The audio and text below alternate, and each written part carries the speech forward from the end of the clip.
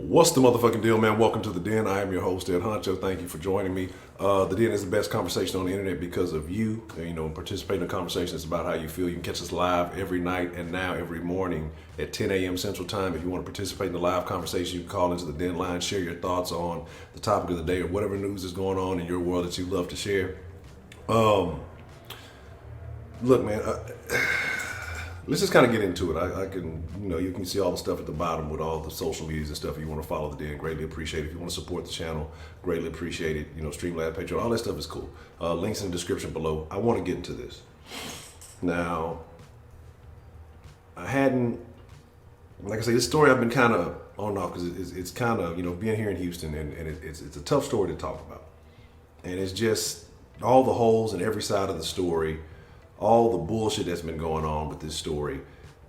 To me, this move that has happened is signaling how much closer it's going to get to Brittany Bowens being, accused of being part of this.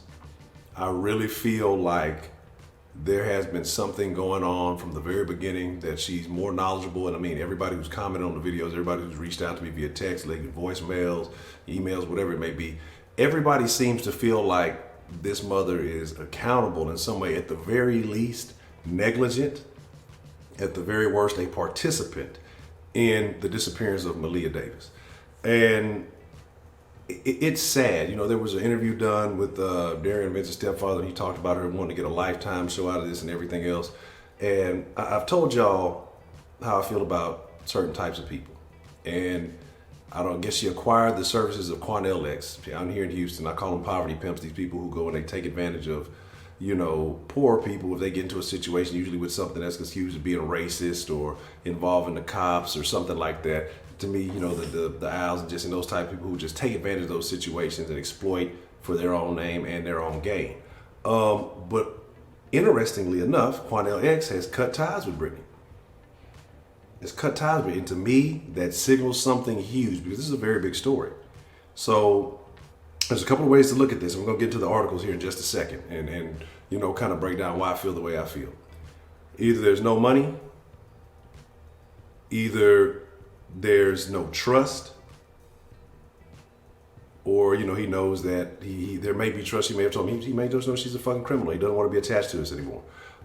It may be bad press. No money, no press, or again, he may know something that we don't know by handling her situation and spending as much time as he spent with her. Let's just get to the articles, man, because I kind of want to go into a bit more detail of why I feel the way I do, and I think most of you who have been watching this agrees the same.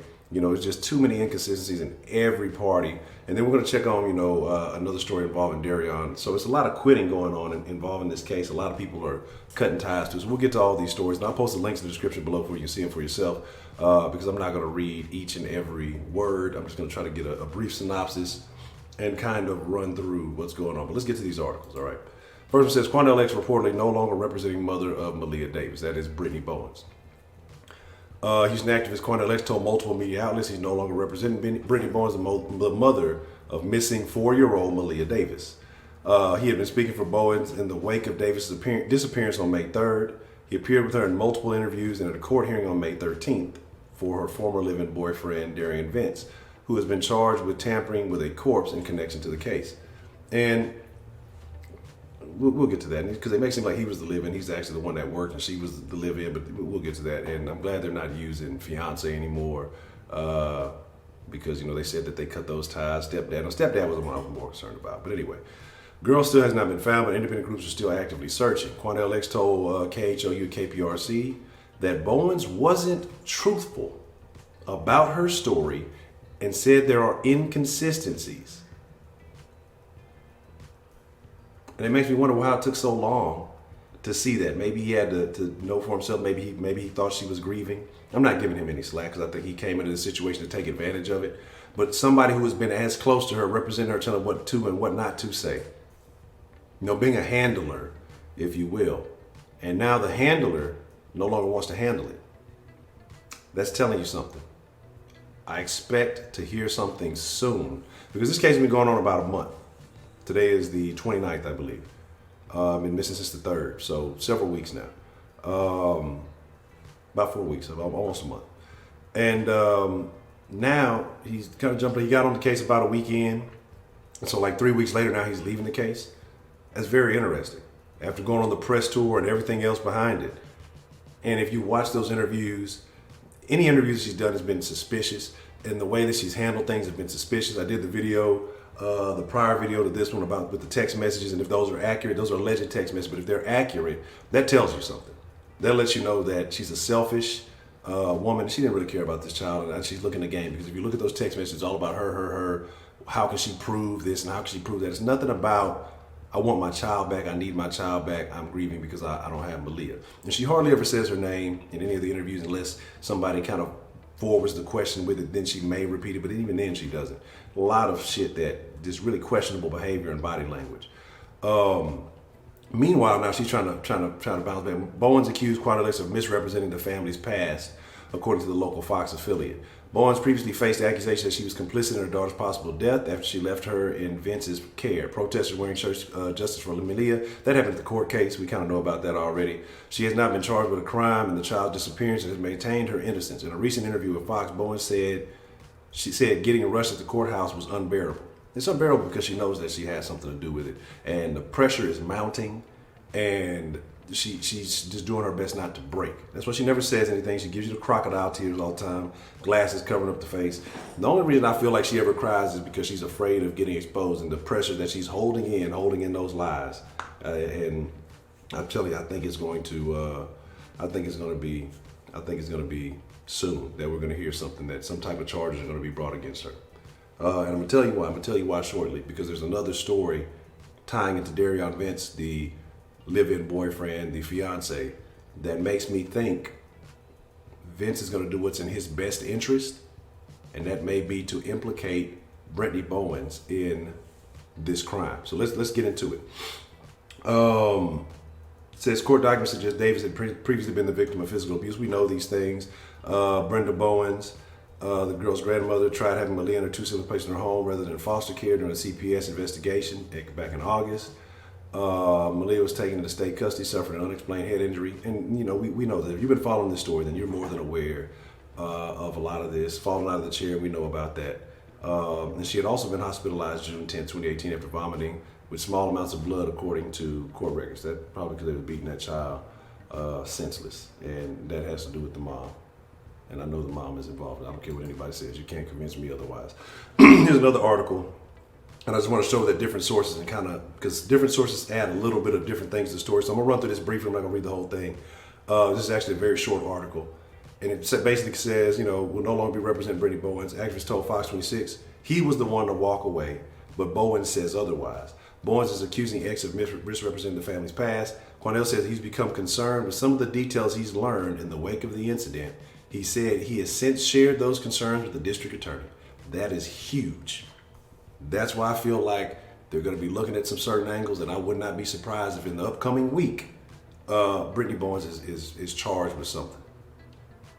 Because, I mean, either way it goes, she deserves to be. I don't care what anybody says, because if you knew that he was abusive, you thought he was molesting, all these things that you said, you've implicated yourself and you make yourself look foolish. So look at this next source, and then we'll get to the thing that I'm telling you is going to be a very big impact, I believe, on Brittany, especially with this happening. Again, Quanell X no longer representing.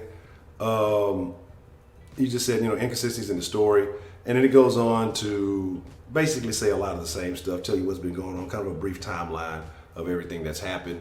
You know, talking about Vence and what happened with him, told us she was kidnapped. So, but I want to get to this, right? I want to get to this, and then I'm gonna get into an article about the father. I'm gonna read this, but this article is a little bit off, so you can't really see it clearly. So I'm gonna just throw this back up, and then we'll come to it. But I'll read it to you. And basically said Derion Vence's attorney files motion to withdraw his counsel. Basically, Derion Vence's attorney is quitting. He doesn't want to represent Derion anymore. But the reason why is not necessarily, I don't know if it's evidence or what he knows, but basically he's saying that they failed to comply with the terms of the employment, and that Vence and the family have not paid him. So, you know, usually your lawyer will tell you to do certain things, handle yourself in a certain way. If they only have a certain level of information, he'll tell you what they do know and what they don't know, because they have to share that evidence with him. Now, if he's abandoning the case, that means that, one, he wants his money, of course. Nobody's going to work for free. And if you're going to deal with a court appointed, you might as well try to work a deal. And I'm gonna be honest, because you're not really, even though it's a big case, and maybe I could do something big for a quarter point that might be something that could give them a name if they could successfully defend you. They have so many cases that they have to handle that I don't think that'll be the case. And especially with the notoriety of this thing, a lot of people are not going to be on the side of this gentleman. But it goes on to say that so Thomas H. Burton III filed the motion Wednesday, which is today, the day of recording. So a lot of things have happened today involving this situation. Now, it may not be major breaking evidence, but these are dominoes that are falling that eventually are going to contribute to some real information coming out. And I think you just have to kind of stay tuned. And I'm going to read this last article. And this is about Maleah's biological father. And I don't trust him. He's come back too, because he was named in that CPS incident. And, his participation is obvious because he didn't give a damn about the daughter. And I'm gonna just read this, and I'm gonna tell you, if you're a father listening to this, if you're a mother listening to this, and you have a family, or even your child, I just want to know how y'all feel about this. So let me know how you feel in the comments, because it's about the conversation. Again, I say this is the best conversation on the internet because we welcome all opinions, whether you agree or disagree with me.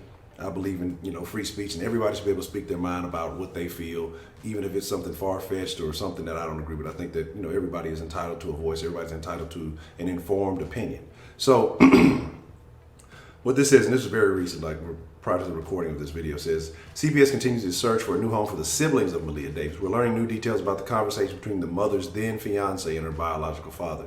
Craig Davis testified at a CPS hearing Wednesday, again today, that Derion Vence would not allow him or his sister to see the 4-year-old on the evening of May 3rd, claiming she had the flu. Let me tell you something, Jack. Let me tell you something. Ain't no stepfather, no fiance, no wall, no pit bull, no. If I want to see my child, if I'm a father that truly cares about my child, I don't care if he's sick, ain't no flu, ain't no Ebola, ain't nothing. Nothing is going to stop me from seeing my child. I don't want to hear your words. I want to see for my damn self. I'll risk getting sick to see my child, if you truly care about your child. And Father Craig Davis does not give a fuck. He didn't give a shit about the child. Brittany Bowens didn't give a shit about the child. Derion didn't give a shit about the child. I'm questioning if Brenda, the grandmother, really might have been the only person who somewhat did, but maybe that was for the sake of Brittany. I don't know who really gave a shit about this child. And it's so fucked up to be born into a family like that. There's so many kids out there that are in families like this. It's saddening, it's disgusting. No telling how close we are to having another story like this. Because there's so many neglectful parents out there that are selfish, having kids for the benefits, and don't care about the child, don't care about the child's well-being at all. It's all about them and what can they get off the child, what kind of government benefits can they get off the child, and once the kid is too old, they don't care. They don't want to do the work that it actually takes to raise a child. And it gets me a little frustrated, so I apologize. But saying that she had the flu, Maleah had been left in Vence's care by her mother, Brittany Bowens, who left from Massachusetts on April 30th, right? So this was on the evening of May the 3rd that he said he was supposed to go see her. And this is when May the 3rd is allegedly when everything went down, right? Davis testified that they arrived at the apartment that Bowens and Vence shared around 6:30. After being told Maleah was sick, Davis said that he and his sister asked if they could just see her sleeping in the room, but Derion wouldn't allow it. I don't want you to get sick also, Davis alleges, Vence said. All of this happened the day before Maleah was reported missing to police on May 4th. And then there's some very sad photo. Man, look at this. Look at this. Man, this is a sweet child. This is a sweet child. Davis also said that during the hearing, Bowens asked him to take Maleah to the doctor the Monday before she disappeared, claiming something was wrong. Pardon me. Excuse me. Pardon me. I'm sorry about that. Davis also said during the interview that Bowens asked her to take Maleah to the doctor Monday before she disappeared, claiming something was wrong. This is key right here, right? Now, why couldn't she take him to the doctor? Bowens allegedly called him back saying Vence would take her to the doctor's office instead. 6 attorneys have interviewed 3 witnesses during these hearings, including the CPS caseworker and Maleah's mother. This poor child was born into neglect. This poor child was born into a family who never gave a damn about her well-being. I don't understand. Why did she need the father to take her to the hospital? Something was wrong, right? The Monday before she left.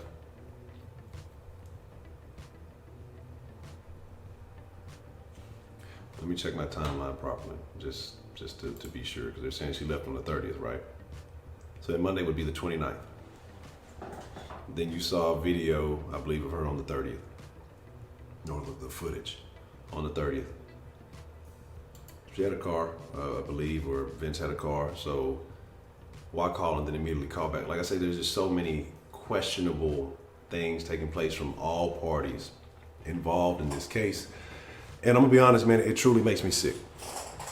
It truly makes me sick. And I don't know where we go from here, but I think, Quanell X quitting on this case is gonna be huge because he's gonna know some things, having some inside knowledge. I don't know what he is and is not able to share. I don't believe he's not a lawyer, so there's no client privilege there. Obviously, he's already went and shared some things with the district attorney, so, there's that. And I'm sure he's doing that to, keep himself out of it. But, I wouldn't be surprised, what gain he was trying to get out of it initially and realize that maybe there's nothing. I'm not clearing him because I talk about these poverty pimps, and I think his initial motives may have been not as genuine.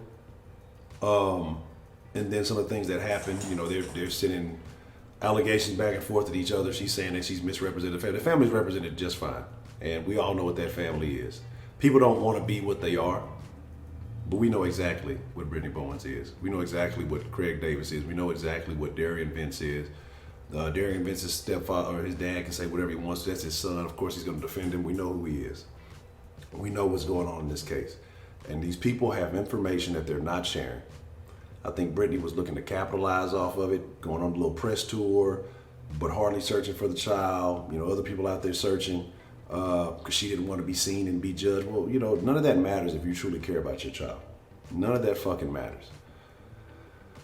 Again, I'm questioning everybody involved in this. I want to know your thoughts. We're ready to wrap it up, but we'll be live at 10 p.m. tonight. We're live at 10 a.m. every morning, or we're starting the 10 a.m. and every morning thing. So every morning, no matter what day you catch this, we will be live. Feel free to join us. Call into the den line. The number will probably have come across the screen.